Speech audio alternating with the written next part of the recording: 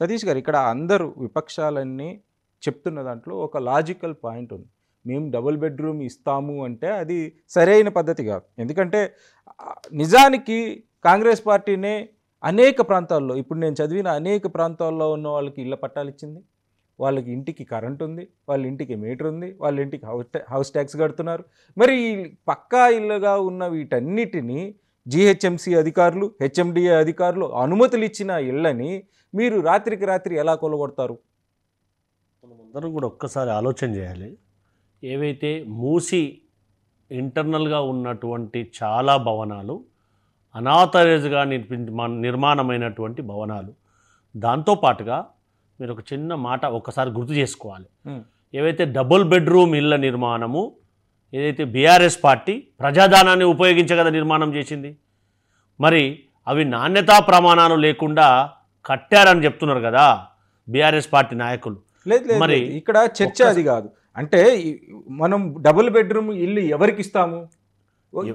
ఇళ్ళ స్థలాలు లేని వాళ్ళకి, లేదు పక్కా ఇల్లు లేని వాళ్ళకి మనం డబుల్ బెడ్రూమ్ ఇల్లు కట్టిస్తామని చెప్తున్నాం. ఇక్కడ కొన్ని ₹1 కోటి ఒక ఇల్లు కట్టుకున్న వాడిది కూలగొట్టి మనం డబుల్ బెడ్రూమ్ ఇస్తామనడంలో అర్థమేమన్నా ఉందా? నేను ఏమంటామంటే, ఎక్కడైతే మూసి పరివాహక ప్రాంతంలో ఉన్నటువంటి ఆక్రమించుకొని కట్టుకున్నటువంటి ప్రాంతంలో దాన్ని కంపాషనేట్గా వారికి ఎక్కడైతే అది సూట్ అవుతుందో ఖచ్చితంగా ఆ ప్రాంతంలో వారికి అంచనా వేసి ఆ డబుల్ బెడ్రూమ్ ఇల్లు కేటాయించడానికే ఓ కమిటీని ఏర్పాటు చేయడం జరిగింది.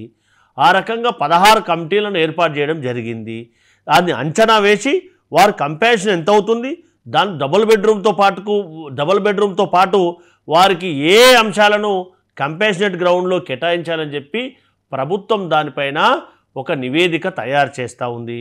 మీరు ఒకవేళ ఏదైనా రాజకీయ పార్టీ, ఒకసారి ఒక చిన్న ఎగ్జాంపుల్ అండి, ఏదైతే భారతీయ జనతా పార్టీ ఏదైతే నమో పేరుతోటి భారతీయ జనతా పార్టీ మోడీ గారు ఏదైతే నదీ ప్రక్షాళన చేశారో ఆ పరివాహక ప్రాంతాల్లో ఎన్ని ఆవాసాలను నిర్మానుషంగా చేశారో మనం అందరం కూడా ఒకసారి గుర్తు చేసుకోవాలి. దాని వ్యతిరేకమని కాదు, అంటే ఒక ప్రాంతాన్ని డెవలప్ చేయడంలో అక్కడక్కడ చిన్నటువంటి సంఘటనల పట్ల రాజకీయ పార్టీలు రాజకీయంగా ఆలోచించకుండా ఒక బ్రాడ్ సెన్స్లో ఆ ప్రాంతం అభివృద్ధి అయితే ఆ ప్రాంతం అంతా కూడా అభివృద్ధికి నోచుకునే అవకాశం ఉంటుంది కదా, ఆ కోణంలో ఆలోచన చేయాలి కానీ రాజకీయ కోణంలో ఆలోచించకూడదని కూడా మనం అందరం కూడా ఆలోచన చేయాలి.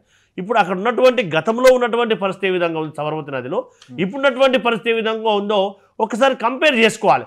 సరే, భారతీయ జనతా పార్టీ వాళ్ళు మన తమ్ముడు మిత్రుడు రవి గారు చెప్పినట్టుగా అక్కడ వాళ్ళు చేసినటువంటి ఏదైతే వారు చేసినటువంటి కంపాషనేట్ గ్రౌండ్ కానీ వారు కేటాయించినటువంటి ఏదైతే నిధులు కానీ మరి మిగతా రాష్ట్రాల్లో సుందరీకరణ చేస్తా అంటే వాళ్ళ మనసు ఒప్పకపోతే భారతీయ జనతా పార్టీ నాయకులది మనమేం చేయలేం. కిషన్ రెడ్డి గారు ఆ విధంగా మాట్లాడడం అంటే ఎవరు వ్యతిరేకం కాదు, కానీ మీరు ఏం చెప్తున్నామంటే సహజ న్యాయానికి సిద్ధంగా అంటున్నారు. సహజ న్యాయం అంటే ఏంటి?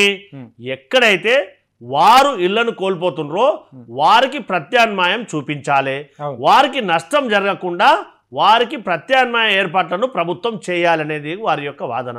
ఆ విధంగా ఉండాలి. ఒక ప్రతిపక్షంగా ఈ రకంగా వీరికి నష్టం జరుగుతుంది, ఇది కల్పించండి అని చెప్పాలి కదా. అందుకోసమే కదా ప్రభుత్వం 6 కమిటీలను ఏర్పాటు చేసింది. గౌరవ మంత్రివర్యులు దానిపైన సమీక్ష నిర్వహిస్తూ ఉన్నారు. ఒక పక్క సమీక్ష నిర్వహిస్తారు, ఇంకో పక్క బుల్డోజర్లు పంపించడం అనే వ్యవస్థ చూడాలి. హైడ్రా అనేది ఖచ్చితంగా మనం అందరం కూడా ఆలోచన చేయాలి. మన హైదరాబాద్ కూడా విజయవాడలకు మునిగిపోవాలా, లేదా ఖమ్మం లెక్క మునిగిపోవాలా? వర్షాలు పడితే అది వీళ్ళు స్వాగతిస్తారా? ఒక్కసారి చెప్పండి. దాంతోపాటు ఎక్కడైతే ఇప్పటి వరకు హైడ్రా ద్వారా కూల్చినటువంటి భవనాలు ఏవైతే ఉన్నాయో 99% అన్ని కూడా FTLలో ఉన్నటువంటివే, దాంతోపాటు బఫర్ జోన్లో ఉన్నటువంటివే, దాంతోపాటు ప్రభుత్వ భూమిలో నిర్మాణం అక్రమంగా చేపట్టినటువంటివి.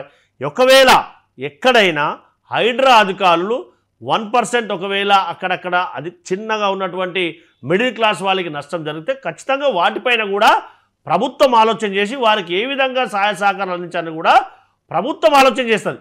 కానీ ఎక్కడ కూడా మూసీ పరివాహక ప్రాంతంలో ఎక్కడ కూడా నాకు తెలిసి ఇప్పటి వరకు కూల్చివేతలు ప్రారంభించలేదు. దానిపైన సమీక్ష కొనసాగుతుంది. ఎవరికి ఏ మేరకు కంపాషన్ ఇవ్వాలి దాన్ని అంచనా వేయడానికే ప్రభుత్వాధికారులు ప్రయత్నం చేస్తూ ఉన్నారు. ప్రభుత్వం ఆ విధంగా ప్రయత్నం చేస్తుంది కదా. రవి గారు చెప్పండి. సతీష్ గారు మాట్లాడుతున్నప్పుడు నేను ఏమంటున్నానంటే ఆయన అడ్డుపడలేదు. నేను ఒకటే విషయం చెప్తున్నా. చెప్పండి. మీరు మూసీ ప్రక్షాళనకి మేము వ్యతిరేకం కాదు, 80% వ్యతిరేకం కాదు. కానీ మీరు వ్యవహరిస్తున్నటువంటి తీరు, పేదల ఇళ్ల పట్ల వాళ్ళని రోడ్డున పడేస్తున్నటువంటి తీరుకి మేము వ్యతిరేకము. ఇది సహజ న్యాయ సూత్రాలకు కూడా వ్యతిరేకం అని చెప్పేసి మీకు గుర్తు చేస్తున్నాం.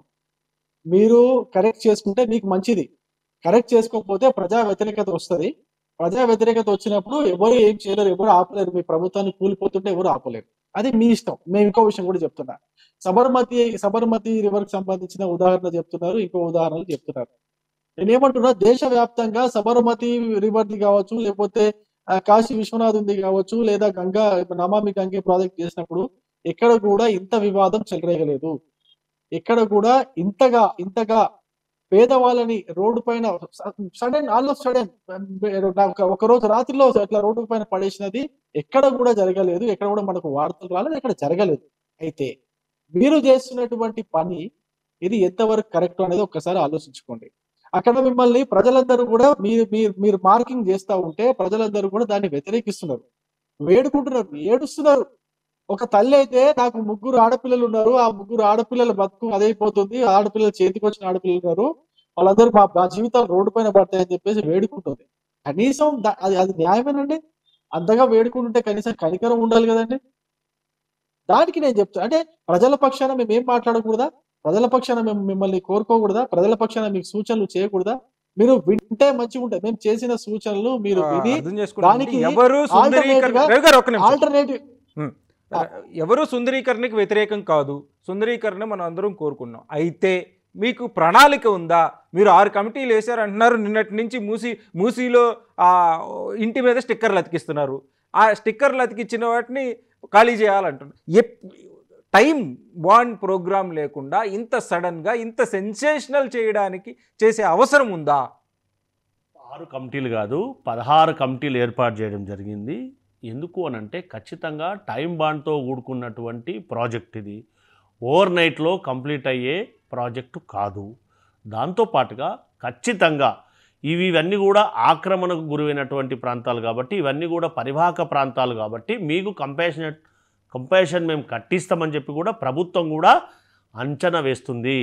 ప్రభుత్వ అధికారులు కూడా వారికి బుజ్జగించే ప్రయత్నం చేస్తున్నారు, వారికి కౌన్సిలింగ్ ఇచ్చే ప్రయత్నం చేస్తున్నారు, వాళ్ళని మొప్పించే ప్రయత్నం చేస్తున్నారు.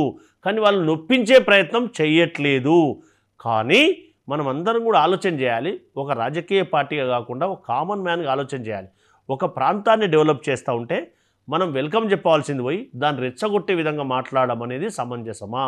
మనం వాస్తవంగా ఒక్కసారి మనం ఆత్మపరిశీలన చేసుకోవాల్సినటువంటి అంశం. దాంతోపాటుగా ఖచ్చితంగా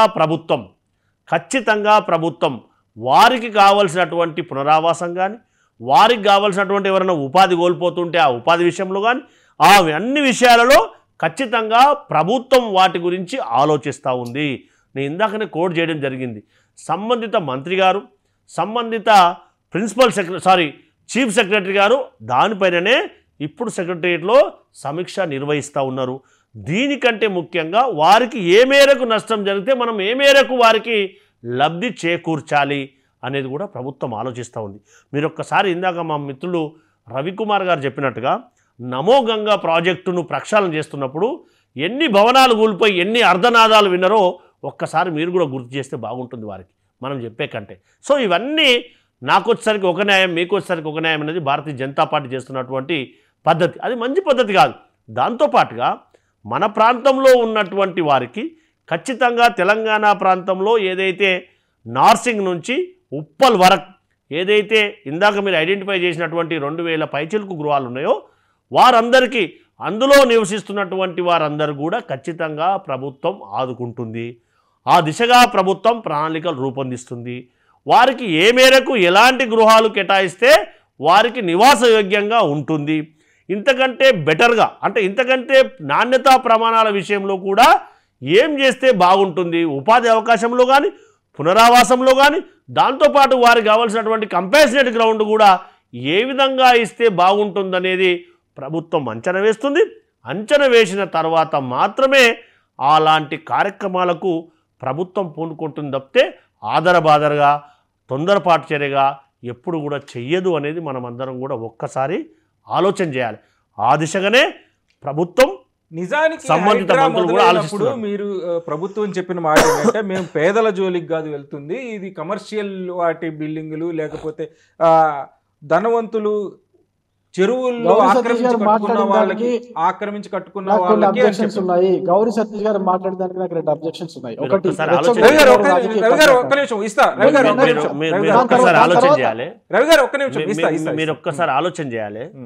ఏదైతే రాజేంద్ర నగర్ మండలంలో కూల్చినటువంటి చెరువులో నిర్మాణమైనటువంటి భవనం పెద్దలదా కాదా, అక్కడ ఉన్నటువంటి FTL ప్రాంతంలో ఉన్నటువంటి భవనమా కాదా?